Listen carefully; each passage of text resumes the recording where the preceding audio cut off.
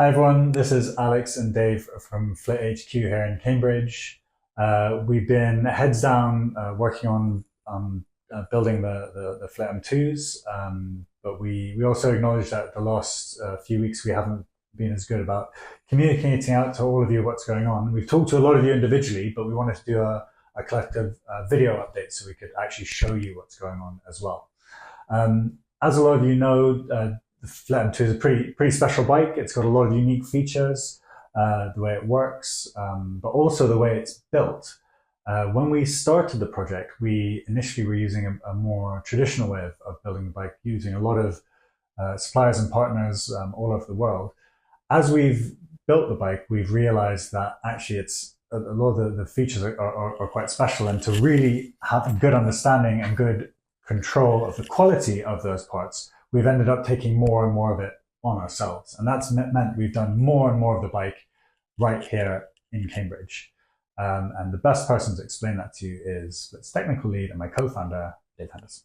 So in terms of the bonding process, which gives us really precise and strong frames, there's a lot of things that need to be controlled to make sure we get the maximum strength from that bond. So it's all things like how we mix the glue, how we apply the glue, the surface treatment before bonding, so how clean the surface is, how we cure it, what temperature we cure it, the bond line thickness between the parts. All these things have to be really carefully controlled. So we've done things like we've designed our own production fixtures as well as the parts to make sure that we're getting everything lined up during curing exactly as we want it. We've brought the surface treatment process prior to bonding. We brought that in-house so we can control that really well as well. The curing process. All of these different steps we've validated with our own internal tests on standardized tubes.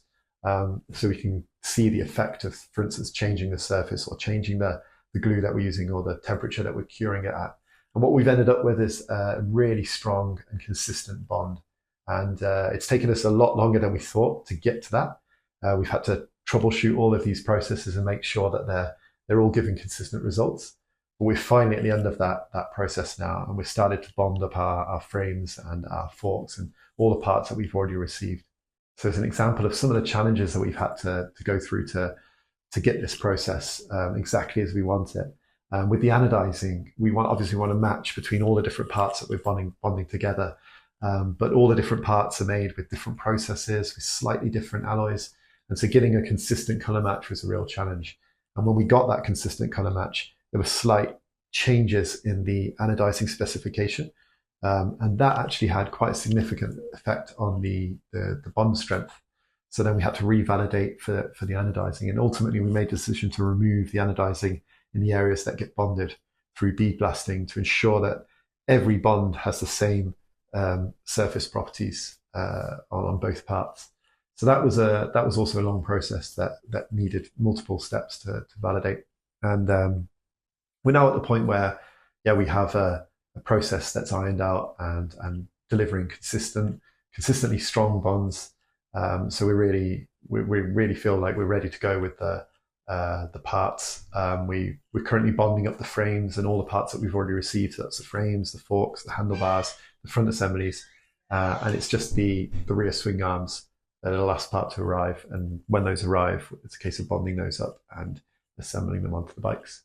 So as Dave says, we're really down to the last couple of processes now, and that is waiting for those rear swing arms to arrive so we can add them to the bikes that we should have pretty fully built by that point, and also a bit of third-party testing where we're getting an independent view on the safety of the bike. This is really important because while we're confident that it's safe, it is important to have a neutral pair of eyes, just double check that, and also to test it against the international standards importantly. The priority, as always, for us is to get ready for delivery. So while we're waiting for those parts, having the bikes built up as far as possible means that when the final parts arrive, we can get them out the door as quickly as we can. However, over this whole process, we do need to apologize for the timings. People have been waiting for bikes for quite a while. We think that the FLIT M2 is a very special product, and we haven't wanted to compromise in any way.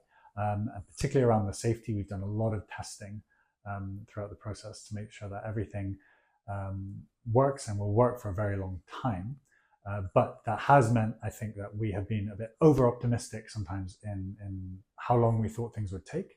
And this is especially true for a lot of the tasks that we've decided to bring back here to Cambridge. And bringing manufacturing back to the UK has given us a lot of advantages, but also it's been quite a commitment for us to really get that set up.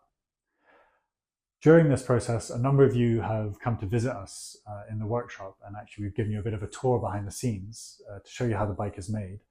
It's again made us realize that what we do is a bit different to a lot of other companies in the industry.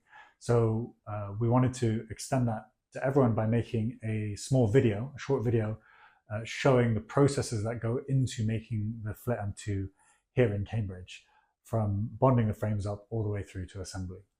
So we're going to make that over the next couple of weeks and send that out to you so you can get more of a behind the scenes view. Finally, we just want to say thank you to the whole community. We really wouldn't be able to do what we do without our community, both of riders and also the community here in Cambridge, which has supported us every step of the way.